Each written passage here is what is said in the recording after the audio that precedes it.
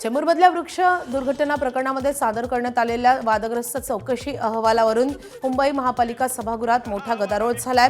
या अहवालावर तीव्र आक्षेप घेत सभागृह नेते गणेश खडकर यांनी सभागृहातच चौकशी अहवाल फाडून निषेध व्यक्त केलाय। चौकशी अहवाल एकतर्फी असून दोषींना वाचवण्याचा प्रयत्न करण्यात आल्याचा आरोपही त्यांनी केलाय।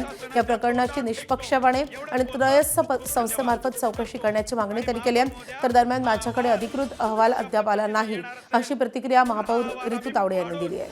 प्रशासनाच्या तोंडावर फेकतो एवढंच बोलतो, खूप खूप धन्यवाद करतो। हा अहवाल देऊन मुंबईकरांच्या तोंडाला पानं पुसण्याचा जो प्रकार झालाय त्याचा निषेध करतो आणि महापौर महोदया, हा अहवाल अशा पद्धतीने येणार असेल तर हा अहवाल आम्ही फाडून प्रशासनाच्या तोंडावर फेकतो एवढंच बोलतो, खूप खूप धन्यवाद। माझ्याकडे तर अहवाल आलाच नाही। मी व्हॉट्सअपवरती आलेल्या अहवालावरती मीडियाला त्या ठिकाणी मी माझी जी काय मला द्यायचं होतं ते मी बोलले। पण अशा पद्धतीचं जो अहवाल, जो वारंवार पत्रव्यवहार करून वारंवार सूचना देऊन सुद्धा असा अहवाल तुम्ही केला, अख्ख्या मुंबईकरांनी तुमचा विरोध केलेला आहे।